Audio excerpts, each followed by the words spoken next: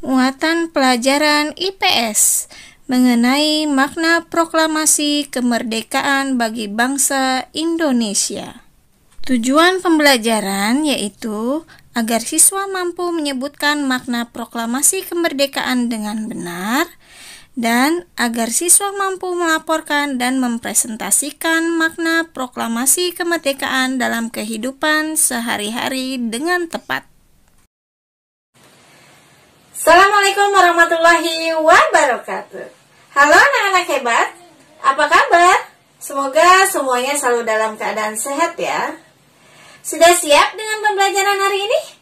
Siap ya? Oke, baiklah, bertemu kembali dengan Ibu Betty di pembelajaran IPS. Sudah siap tentunya kalian semua menyiapkan alat tulis, buku tulis dan buku paket, buku pena kelas 6. Baiklah, kalau sudah siap semuanya, mari kita mulai pembelajarannya.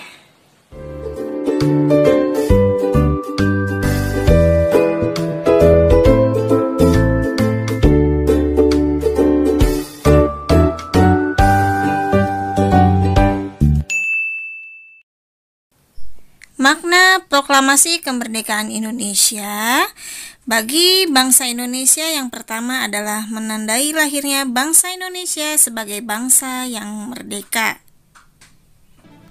Proklamasi kemerdekaan Indonesia merupakan peristiwa bersejarah bagi bangsa Indonesia. Peristiwa ini menandai kelahiran negara Indonesia. Indonesia menjadi bangsa yang merdeka dan terbebas dari penjajahan bangsa asing. Penderitaan rakyat selama masa penjajahan membuat bangsa Indonesia bertekad menjadi bangsa yang merdeka. Kemerdekaan merupakan hak semua bangsa. Oleh sebab itu, seluruh rakyat Indonesia berjuang untuk meraih kemerdekaan. Peristiwa proklamasi kemerdekaan pada tanggal 17 Agustus 1945 sebagai pernyataan atas kemerdekaan bangsa Indonesia. Proklamasi.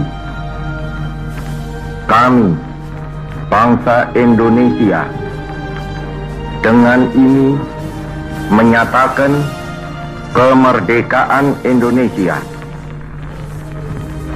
Hal-hal yang mengenai pemindahan kekuasaan dan lain-lain diselenggarakan dengan cara saksama dan dalam tempo yang sesingkat-singkatnya. Jakarta, 17 Agustus 1945, atas nama bangsa Indonesia, Soekarno Hatta. Yang kedua adalah puncak perjuangan bangsa Indonesia. Bangsa Indonesia dijajah bangsa asing sangat lama. Perjuangan melepaskan diri dari penjajahan ini sudah berlangsung sejak lama. Para pejuang dari berbagai daerah, tua dan muda, silih berganti mengangkat senjata mengusir penjajah.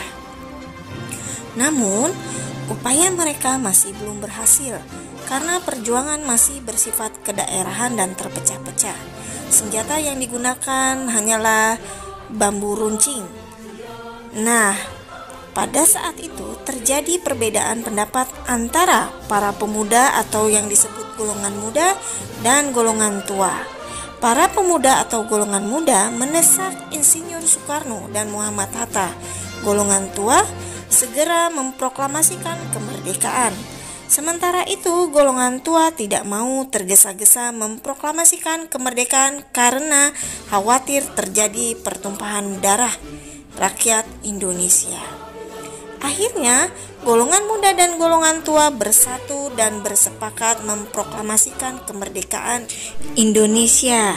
Nah, peristiwa ini merupakan puncak perjuangan bangsa Indonesia, yaitu terbebas dari penjajahan bangsa asing. Yang ketiga yaitu pengakuan kepada dunia luar. Dengan pembacaan teks diproklamasi oleh Presiden Soekarno, Indonesia mengumumkan kepada dunia luar bahwa Indonesia adalah negara yang merdeka. Pengakuan ini disebut pengakuan de facto. Jika negara lain ikut mengakuinya, maka pengakuannya disebut dengan pengakuan de jure. Makna yang keempat adalah bukti bahwa Indonesia bangsa yang mandiri. Indonesia adalah negara yang dibangun oleh rakyat dan untuk rakyat. Dengan proklamasi, maka Indonesia dinyatakan negara yang mandiri dan tidak bergantung kepada negara lain. Makna yang kelima adalah landasan untuk bersikap terhadap dunia. Pembacaan teks proklamasi sebagai tonggak sejarah kemerdekaan Indonesia. Pembacaan teks proklamasi merupakan awal dari masa kemerdekaan Indonesia dan terbebas dari belenggu penjajahan. Momen sejarah ini tidak dapat dilupakan oleh kita semua. Setelah proklamasi kemerdekaan, bangsa Indonesia menjadi bangsa yang merdeka dan bebas menentukan sikap terhadap dunia. Upaya mempertahankan kemerdekaan Indonesia. Bagaimana dengan pembelajaran hari ini? Sudah siap semuanya? Baiklah anak-anak, hari ini kita akan bahas mengenai upaya mempertahankan kemerdekaan Indonesia. Setelah proklamasi kemerdekaan Indonesia pada tanggal 17 Agustus 1945, kita berharap merdeka dalam segala hal. Namun tidak demikian, justru bangsa asing pun kembali datang ke Indonesia dengan tujuan ingin menguasai kembali. Perjuangan pun berlanjut dan tidak lagi bersifat kedaerahan.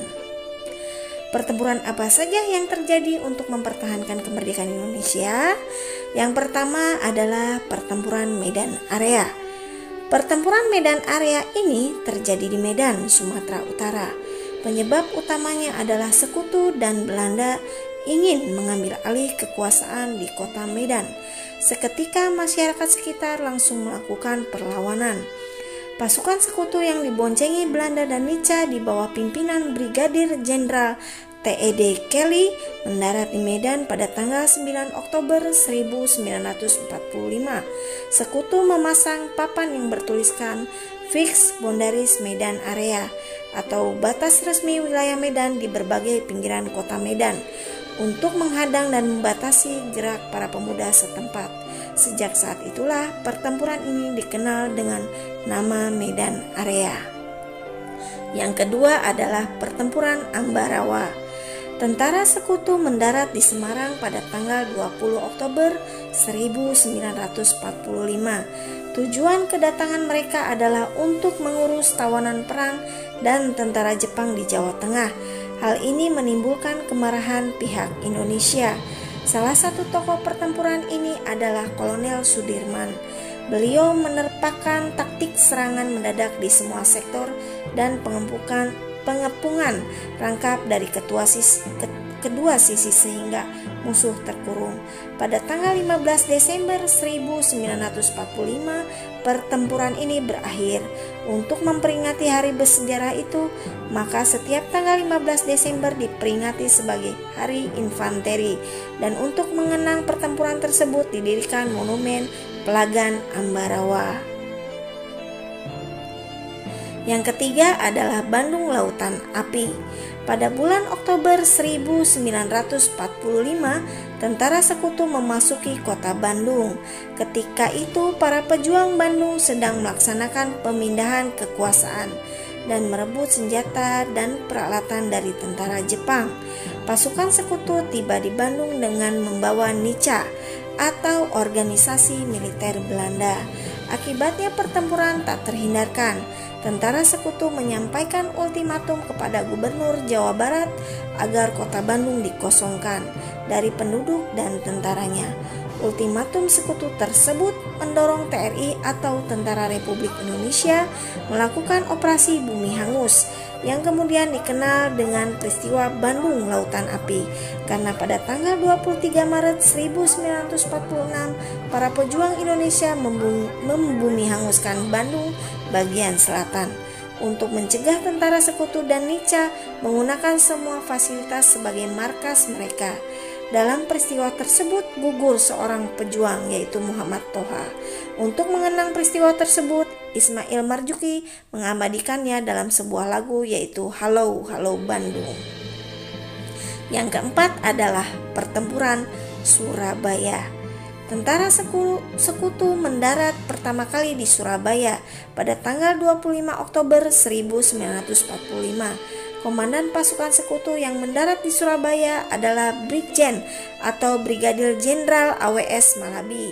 Pada tanggal 28 Oktober 1945, pos-pos sekutu di seluruh kota Surabaya diserang oleh rakyat Indonesia. Dalam berbagai serangan itu, pasukan sekutu terjepit dan pada tanggal 29 Oktober 1945, para pemuda dapat menguasai tempat-tempat yang telah dikuasai sekutu. Pada tanggal 30 Oktober 1945 dicapai kesepakatan untuk menghentikan tembak-menembak. Namun pada sore harinya terjadi pertempuran di gedung Bank Internasional, tepatnya di Jembatan Merah.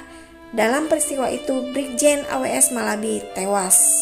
Pada tanggal 10 November 1945 pukul 6, tentara sekutu menggempur Surabaya dari darat, laut maupun udara di bawah pimpinan Gubernur Suryo dan Sutomo atau Bung Tomo dengan pekiknya yang khas Allahu Akbar. Bung Tomo membakar semangat rakyat-rakyat Surabaya dan tidak mau menyerahkan sejengkal tanah pun kepada tentara sekutu. Untuk memperingati pahlawan rakyat Surabaya itu, pemerintah menetapkan tanggal 10 November sebagai Hari Pahlawan. Begitulah anak-anak ya. Oke, yang kelima adalah apa? Hayo, coba. Siapa yang tahu? Ya, adalah pertempuran 5 Hari Semarang. Pertempuran ini terjadi pada tanggal 15 sampai 19 Oktober 1945. Kurang lebih 2000 pasukan Jepang berhadapan dengan TKR atau Tentara Keamanan Rakyat. Dan para pemuda, peristiwa ini memakan banyak korban dari kedua belah pihak. Dr. Karyadi menjadi salah satu korbannya, sehingga namanya diabadikan menjadi nama salah satu rumah sakit di kota Semarang sampai sekarang. Untuk memperingati peristiwa tersebut, maka pemerintah membangun sebuah tugu yang diberi nama Tugu Muda. Nah, baiklah anak-anak, perlu kita ingat pertempuran yang telah kita bahas tadi hanyalah sebagian dari pertempuran yang terjadi. Masih banyak pertempuran mempertahankan kemerdekaan yang terjadi di tempat-tempat lain. Oleh karena itu, sebagai seorang generasi penerus bangsa, kita harus menghargai jasa-jasa para pahlawan, baik yang tertulis maupun yang tidak tertulis, dalam sejarah dengan cara melanjutkan perjuangannya membangun bangsa Indonesia tercinta sesuai bidang masing-masing. Baiklah anak-anak, sebagai penerus generasi bangsa yang luar biasa, tentunya kalian punya semangat yang luar biasa pula dalam belajar dan mengerjakan tugas dari ibu. Tugas IPS menjawab beberapa pertanyaan setelah menyimak penjelasan dalam video yang tadi kalian tonton. Yang pertama yaitu sebutkan penyebab terjadinya pertempuran di medan area. Kedua, siapakah pejuang yang gugur dalam pertempuran Bandung Lautan Api dan namanya diabadikan dan dikenang dalam lagu Halo Halo Bandung? Siapakah pencipta lagu Halo Halo Bandung? Keempat, setiap tanggal berapakah Hari Pahlawan diperingati? Kelima, sebagai generasi penerus bangsa, bagaimana upaya kalian mempertahankan kemerdekaan Indonesia.